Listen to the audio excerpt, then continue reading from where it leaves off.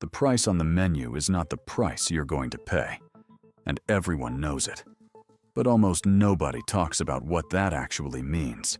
It means a portion of the cost of running a business has been quietly transferred off the company's books and onto yours. Not through taxes, not through fees. Through a social custom so deeply embedded in American culture that questioning it feels almost rude. We call it tipping. But that word hides what it really is. You sit down at a restaurant. You already know the math before the bill arrives. Whatever the total is, add 20%. That's just what you do. You don't think about it anymore. But now the same screen appears when you order a coffee, when you pick up takeout, when you buy a sandwich at a counter where you grabbed your own napkins and carried your own tray. The iPad flips around. The options appear: 18%, 20%, 25%. And there's a fourth option, the one that requires you to press a button that says "No tip" while the person behind the counter watches. 66% of Americans say they feel pressured by these screens, not because they're being robbed, but because the system has been engineered to make saying no feel like an act of cruelty. You tip at the coffee shop. You tip at the food truck. You tip at the hotel. You tip at the airport kiosk. And somewhere between the 10th and 20th time you pull out your card this month, a quiet thought surfaces. Why am I paying this person's wages? That's the right question. And the answer is more calculated than you've been told. Here's what most people think tipping is: a reward for good service, a way to show appreciation, a personal choice. But here's what it actually is, from the perspective of the businesses that built this system. It's a labor cost reduction strategy. When a restaurant pays a server a low base wage and relies on tips to make up the difference, the restaurant has shifted part of its payroll burden directly to you. Not as a voluntary gift, as a structural expectation. The menu price reflects what the business charges for food. Your tip reflects what the business doesn't want to pay for labor. You've been recruited, without your consent, as a partial employer. The system didn't evolve this way by accident. It was designed this way. To understand how this works in practice, meet Owen. Owen is 26. He lives in Nashville, Tennessee. He's been waiting tables at a mid-range restaurant for 3 years. Owen makes $2.13 an hour from his employer. That is not a typo. Under federal law, the minimum wage for tipped workers is $2.13 per hour, a number that has not changed since 1991. More than 30 years. His regular paycheck, before tips, often amounts to less than $30 for a full week. On a good Saturday night, Owen might take home $80 in tips. On a slow Tuesday, maybe $15. His income fluctuates wildly based on how many people decide to come out for dinner, how busy the section is, and whether the customers that night happen to feel generous. Owen is not the exception. He is one of several million tipped workers in the United States, and all of them share the same fundamental structure. Their employer has legally shifted the responsibility for paying a living wage off itself and onto strangers. Here's the part that almost no one says out loud. The restaurant down the street doesn't need Owen to earn well. It just needs you to tip. The first hidden rule is this: the tipped minimum wage is a legal transfer of payroll liability from business to customer, and it has been codified into American law for decades. Here's how it works. Federal law allows employers to pay tipped workers a base wage of just $2.13 per hour, as long as the tips they receive bring their total earnings up to the standard minimum wage of $7.25 an hour. If they don't make up the difference, the employer is legally required to cover it. In theory, this protects workers. In practice, workers rarely know when it's happening, and employers rarely volunteer to pay. This gap between the posted wage and the federal floor has a name. It's called the tip credit. and it represents money that customers provide so that businesses don't have to. Think about what this means structurally. A restaurant owner can set the menu price, control the costs, keep the profits, and still pay their front-of-house staff a base wage that wouldn't cover a tank of gas. Because they know customers will fill in the rest, not out of legal obligation, but out of guilt, habit, and social pressure. The business doesn't advertise this. They don't put it on the menu. They rely on the cultural expectation of tipping to quietly maintain a compensation system that benefits them at almost no cost. 7 states, including California and Washington, have eliminated the tipped minimum wage entirely.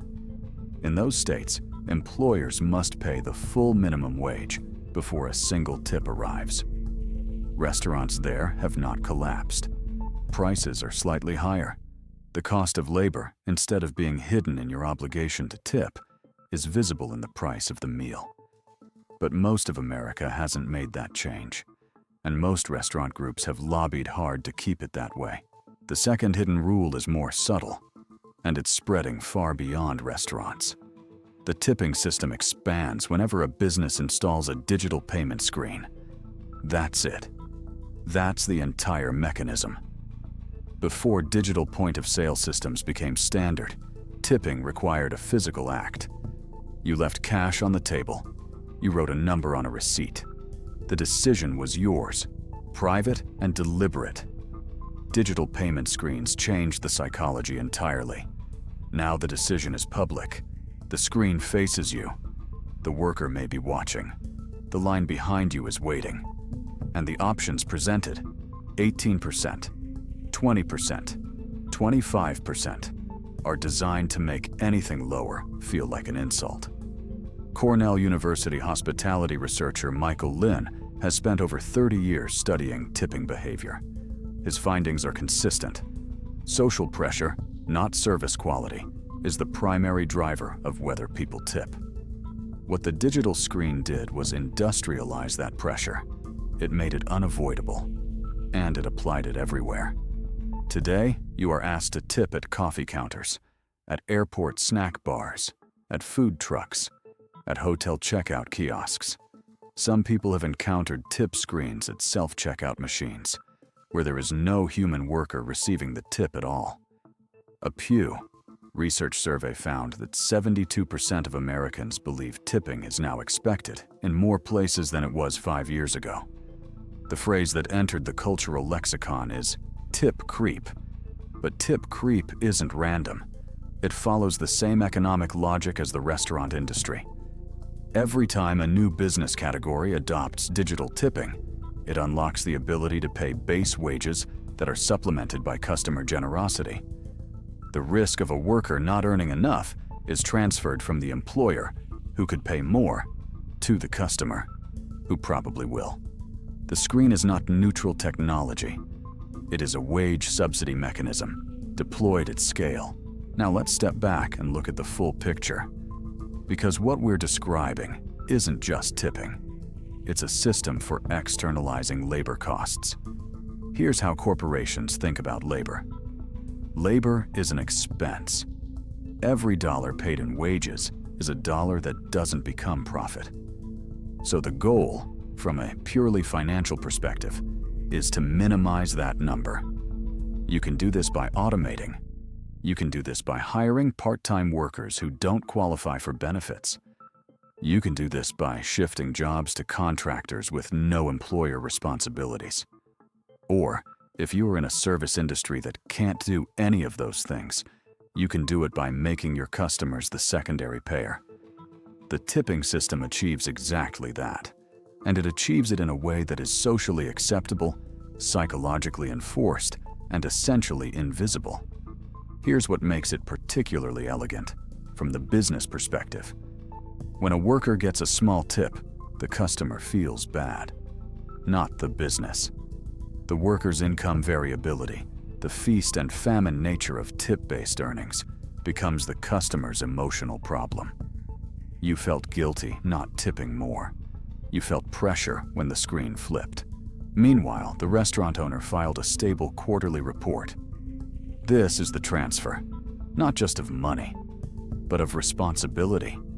The business has successfully made you feel accountable for whether Owen can pay rent this month. And the business did this without paying you a salary, offering you a contract, or even asking your permission. Look at the numbers from another angle. The restaurant industry in the United States generates over $1 trillion in annual sales. But the median wage for a food service worker sits near the bottom of every occupation ranking in the country. Those two facts exist simultaneously. Enormous revenue flowing through the industry. Workers scraping together income from a combination of a sub-minimum base wage and the kindness of whoever happened to sit in their section. The gap between what the industry produces and what it pays its workers is one of the largest in any American sector. And tipping is a core reason why that gap is allowed to persist. Consider what this looks like at scale. The National Restaurant Association represents one of the most powerful lobbying groups in Washington. For decades, it has fought against any increase to the federal tipped minimum wage. The argument they make publicly is that servers prefer tips because they can earn more. That's sometimes true. But it's true in the same way that lottery tickets sometimes pay out. The average tells a different story. The median full-service restaurant server in the United States earns around $14 an hour in total compensation. Wages plus tips combined. That's before taxes on the tips, before the tip out to bussers and bartenders that many restaurants require, before the unpaid side work that happens before the restaurant opens and after it closes. The system looks generous from a distance. Up close, it looks like something else. There's a layer to this that goes even deeper. The tipping system doesn't just transfer money. It transfers a certain kind of power. In a traditional employment relationship, a worker has leverage. They can negotiate, they can unionize, they can demand better conditions. A business that relies on tip-subsidized wages has neutralized much of that leverage, because the worker's income doesn't ultimately come from the employer, it comes from the public. And you can't negotiate with the public. You can't collectively bargain against the social norm of tipping. You can only hope that enough people come through the door in a good mood on a day when you didn't draw the worst section. This is not a flaw in the system. It is a feature. A workforce that depends on customer mood for income is a workforce that has no meaningful way to demand more from the entity that actually employs them. There's a second dimension here. The psychological architecture of tipping has been carefully maintained. For decades, the narrative around tipping has stayed focused on the worker. Tip your server. They work hard. They depend on you. That framing is not wrong, but it is strategically incomplete. Because the entity that most benefits from that narrative is not the server. It's the owner of the restaurant. Every time the cultural conversation centers on whether you tipped enough, it's not centering on whether businesses pay enough.